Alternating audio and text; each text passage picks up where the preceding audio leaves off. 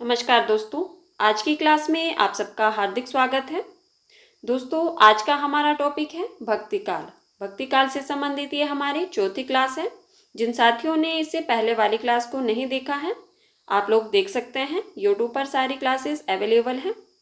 तो आइए हम आज की क्लास को शुरू करते हैं। और हमारा आज का पहला प्रश्न है, सूरदास की कौन सी रचना उपालंब में श्रेष्ठ है? आपके पास ऑप्शन है सूरसागर, भ्रमर गीत, साहित्य लहरी या इनमें से कोई नहीं। तो बताइए इसका सही आंसर क्या होगा। सबसे पहले हम जानते हैं कि उपालंब का अर्थ क्या होता है।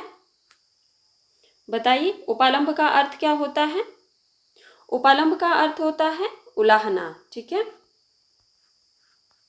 जो किसी प्रतीक को माध्यम बनाकर किसी और पर निशाना साधने से संबंधित होता है। तो बताइए सूरदास जी की कौन सी रचना उपालंब में श्रेष्ठ है? बिल्कुल सही। जिन साथियों ने ऑप्शन नंबर 2 बताया है उनका आंसर सही है। भ्रमर गीत सूरदास जी की रचना उपालंब में श्रेष्ठ है। हमारा अगला प्रश्न है, मूल गोसाई चरित के रचनाकार हैं। आपके पास ऑप्शन है वल्लभाचार्य, वेणी माधव दास, नाभादास या नामदेव। तो इसका सही आंसर क्या होगा। मूल गोसाई चरित के रचनाकार कौन है? बिल्कुल सही। जिन साथियों ने ऑप्शन नंबर 2 बताया है उनका आंसर सही है। यह रचना वेणी माधव दास की है और वेणी माधव दास तुलसीदास जी के शिष्य थे। हमारा अगला प्रश्न है, पद्मावत में रत्नसेन से किसका प्रतीक है? पद्मावत में रत्नसेन किसका प्रतीक है? आपके पास ऑप्शन है बुद्धि, हृदय, मन या अहंकार। तो इसका सही आंसर क्या होगा। पद्मावत जो कि जायसी की रचना है 1540 ईस्वी की। आपको बताना है कि इसमें रत्नसेन किसका प्रतीक है। बिल्कुल सही। जिन साथियों ने ऑप्शन नंबर 3 बताया है उनका आंसर सही है। रत्नसेन मन का प्रतीक है। हमारा अगला प्रश्न है, दिव्य प्रबंधम किसके पदों का संकलन है? आपके पास ऑप्शन है आलवार भक्त, रामानुजाचार्य, रामानंद या नयनार भक्त। तो इसका सही आंसर क्या होगा।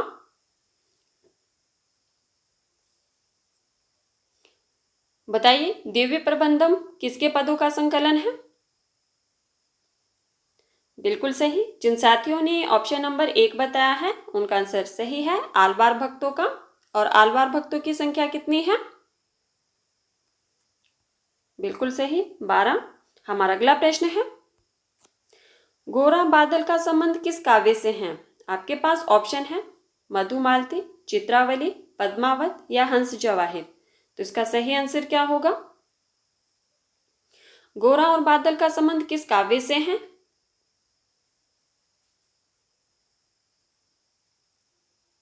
बिल्कुल सही। जिन साथियों ने ऑप्शन नंबर 3 बताया है उनका आंसर सही है, पद्मावत से है। हमारा अगला प्रश्न है, ये आपके पास पंक्ति दी गई है, लाज ना लागत आपको दोरे आयु साथ, धिक धिक ऐसे प्रेम को कहा कहूं मैं नाथ। उपयुक्त काव्य पंक्तियां किसकी है? आपके पास ऑप्शन है नागमती, हुलसी, रत्नावली या मीराबाई। तो इसका सही आंसर क्या होगा। ये आपके पास पंक्तियां दी गई हैं, लाज ना लागत आपको दोरे आयु साथ, धिक धिक ऐसे प्रेम को कहा कहूं मैं नाथ। किसकी पंक्तियां है ये, किसने कही है और किसके लिए कही है? बिल्कुल सही। जिन साथियों ने ऑप्शन नंबर 3 बताया है उनका आंसर सही है। यह पंक्तियां जो है रत्नावली ने तुलसीदास जी के लिए कही थी। हमारा अगला प्रश्न है, तुलसीदास जी ने रामचरितमानस सर्वप्रथम किसके सम्मुख सुनाया? आपके पास ऑप्शन है गोविंद स्वामी, नंददास, रहीमदास या रसखान। तो इसका सही आंसर क्या होगा। रामचरितमानस जो कि तुलसीदास जी की रचना है, सबसे पहले किसको सुनाई थी? बिल्कुल सही। जिन साथियों ने ऑप्शन नंबर 4 बताया है उनका आंसर सही है, रसखान को। हमारा अगला प्रश्न है, साथियों जिन्होंने अभी तक वीडियो को लाइक नहीं किया है प्लीज वीडियो को लाइक कर देना और वीडियो को ज्यादा से ज्यादा शेयर भी कर देना। हमारा अगला प्रश्न है, अकबर का समकालीन होते हुए भी कौन कवि आईने अकबरी में उल्लेख नहीं है? आपके पास ऑप्शन है रामदास, सूरदास, तुलसीदास या तानसेन। तो इसका सही आंसर क्या होगा? अकबर का समकालीन होते हुए भी आईने अकबरी में उनका उल्लेख नहीं है, उस कवि का नाम बताना है आपको।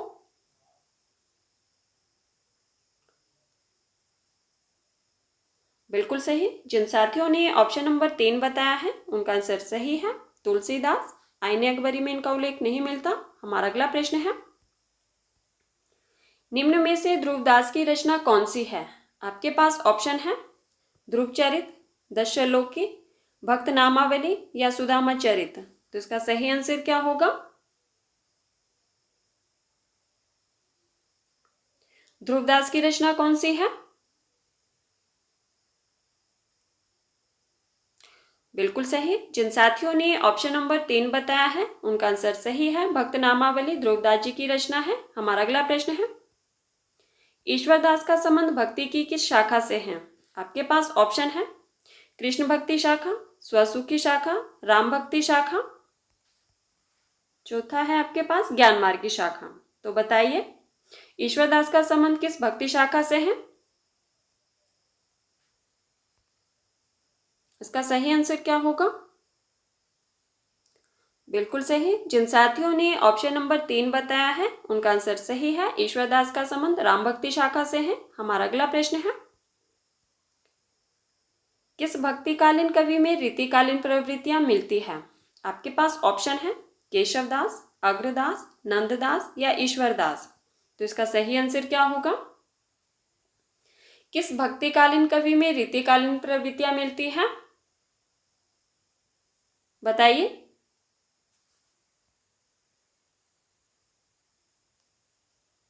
बिल्कुल सही। जिन साथियों ने ऑप्शन नंबर 1 बताया है उनका आंसर सही है, केशवदास। हमारा अगला प्रश्न है, दादू दयाल की शिष्य परंपरा के किस संत ने सत्यनामी संप्रदाय चलाया? आपके पास ऑप्शन है सुंदरदास, संतदास, जगजीवन दास या मलुकदास। तो इसका सही आंसर क्या होगा?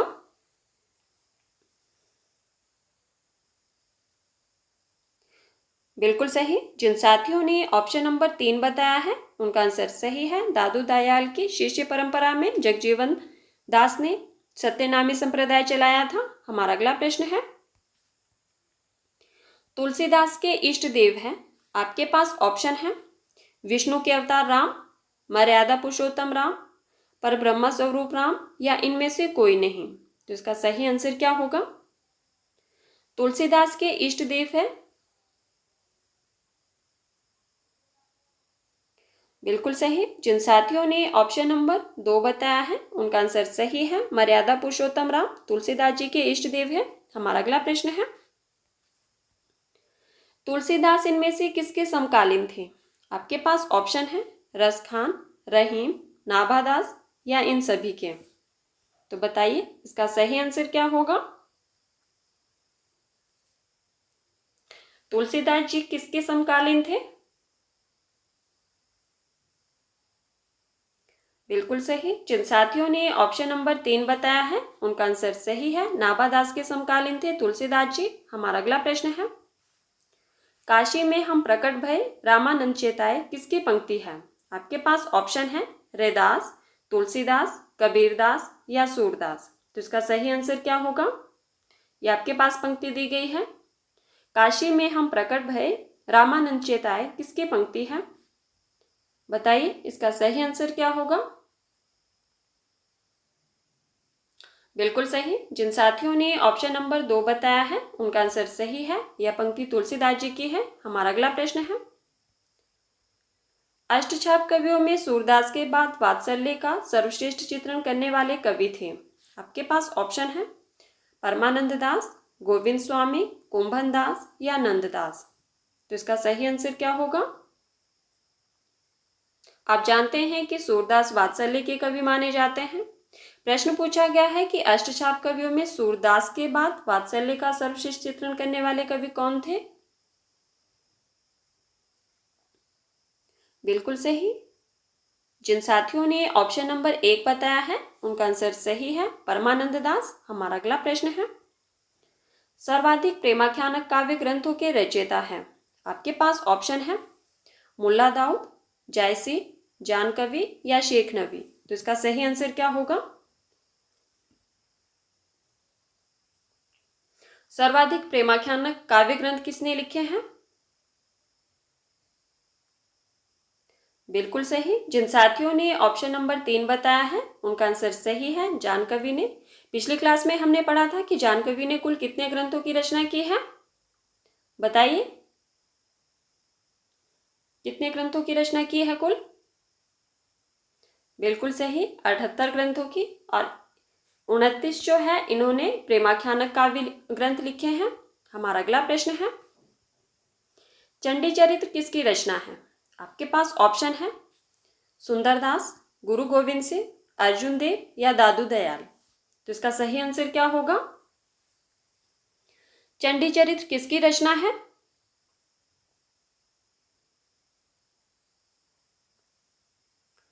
बिल्कुल सही। जिन साथियों ने ऑप्शन नंबर 2 बताया है उनका आंसर सही है, चंडी चरित्र गुरु गोविंद सिंह जी की रचना है। हमारा अगला प्रश्न है, किस आचार्य की गणना वैष्णव भक्ति के प्रतिष्ठापक आचार्यों में नहीं की जाती? आपके पास ऑप्शन है रामानुजाचार्य, विष्णु स्वामी, हरिदासी निरंजनी या वल्लभाचार्य। तो इसका सही आंसर क्या होगा? किस आचार्य की गणना वैष्णव भक्ति के प्रतिष्ठापक आचार्यों में नहीं की जाती है, उनका चयन करना है आपको।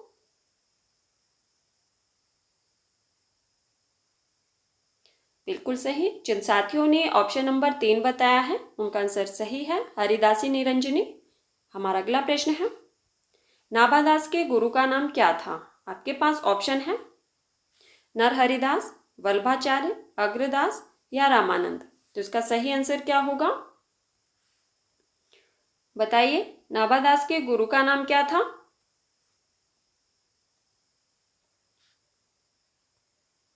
बिल्कुल सही। जिन साथियों ने ऑप्शन नंबर 3 बताया है उनका आंसर सही है, अग्रदास नाभादास के गुरु थे। और नाभादास की एक प्रसिद्ध रचना है जो बार बार परीक्षा में पूछी जाती है, उस रचना का नाम बताइए। बिल्कुल सही, भक्तमाल है ना। भक्तमाल के रचनाकार कौन है? नाभादास है। और नाभादास के गुरु कौन है? अग्रदास है। हमारा अगला प्रश्न है, रामानंद ने किस पुस्तक में अपनी पूरी गुरु परंपरा का उल्लेख किया है? आपके पास ऑप्शन है आनंद भाष्य, रामार्चन पद्वती, पंचस्तवी या सहस्त्र गीति। तो बताइए, रामानंद ने किस पुस्तक में अपनी पूरी गुरु परंपरा का उल्लेख किया है? ये चारों पुस्तकें जो है वो रामानंद की है। आपको बताना है कि इनमें से किस पुस्तक में गुरु परंपरा का उल्लेख किया है।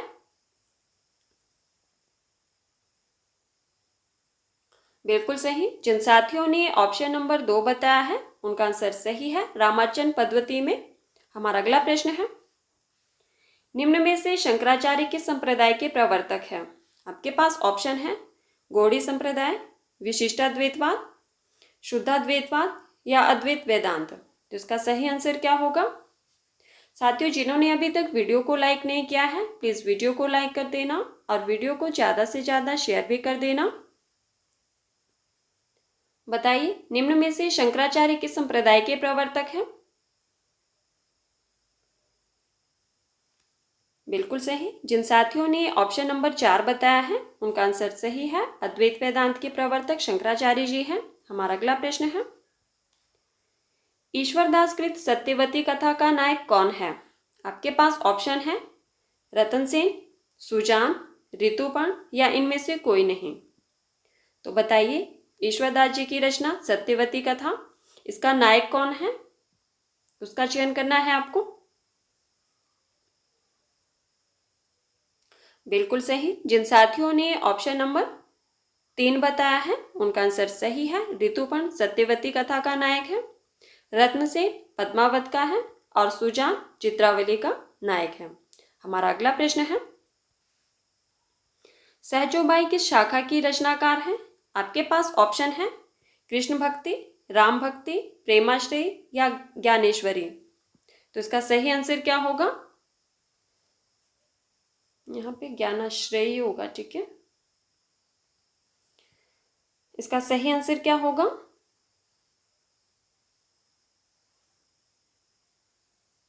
बताइए।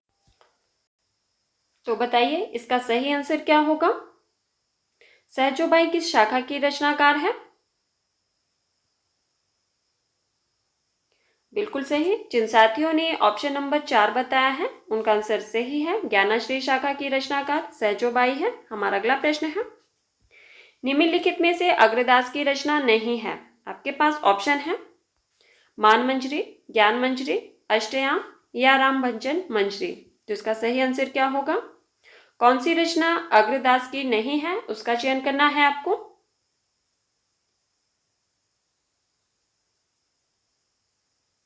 बिल्कुल सही। जिन साथियों ने ऑप्शन नंबर 1 बताया है उनका आंसर सही है। मान मंजरी अग्रदास जी की रचना नहीं है तो किसकी है ये भी बता दीजिए। मान मंजरी के रचनाकार कौन है? बिल्कुल सही, नंददास की रचना है। हमारा अगला प्रश्न है, चंदायन इनमें से किस लोक कथा पर आधारित है? आपके पास ऑप्शन है यूसुफ जुलेखा, लैला मजनू, चनैनी या उपयुक्त सभी। चंदायन जो कि मुल्ला दाऊद की रचना है किस लोक कथा पर आधारित है?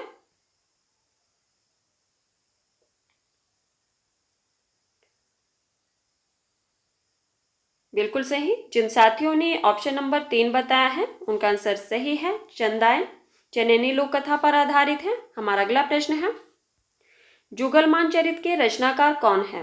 आपके पास ऑप्शन है सूरदास, परमानंद दास, नंददास या कृष्णदास। तो इसका सही आंसर क्या होगा? जुगलमान चरित के रचनाकार कौन है? बिल्कुल सही। जिन साथियों ने ऑप्शन नंबर 4 बताया है उनका आंसर सही है। जुगलमान चरित कृष्णदास जी की रचना है। हमारा अगला प्रश्न है,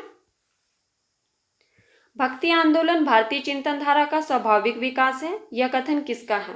आपके पास ऑप्शन है हजारी प्रसाद द्विवेदी, आचार्य रामचंद्र शुक्ल, श्याम सुंदर दास या डॉक्टर नगेंद्र। तो इसका सही आंसर क्या होगा? भक्ति आंदोलन भारतीय चिंतन धारा का स्वाभाविक विकास है, यह कथन किसका है?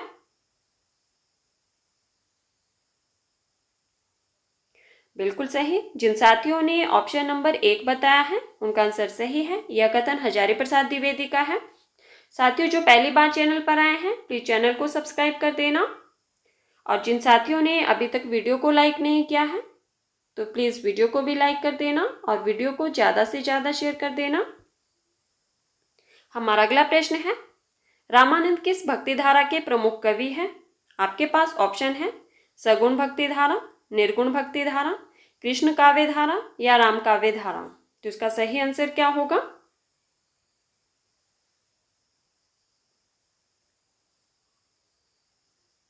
बताइए, रामानंद किस भक्ति धारा के प्रमुख कवि हैं?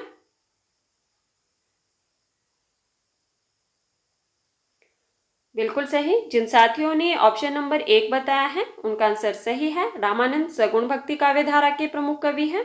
हमारा अगला प्रश्न है, और आप जानते हैं कि रामानंद के शिष्य सगुण व निर्गुण दोनों भक्ति धारा के कवि थे। हमारा अगला प्रश्न है, जो रामानंद के शिष्य हुए हैं वो सगुण भक्ति धारा के भी थे और निर्गुण भक्ति धारा के कवि भी रामानंद के शिष्य रहे हैं, जबकि रामानंद सगुण भक्ति धारा के प्रमुख कवि हैं। हमारा अगला प्रश्न है, देवयानी किस काव्य ग्रंथ की नायिका है? आपके पास ऑप्शन है ज्ञानदीप, चंदायन, मृगावती या ढोला मारूरा दूहा। तो इसका सही आंसर क्या होगा? देवयानी किस काव्य ग्रंथ की नायिका है?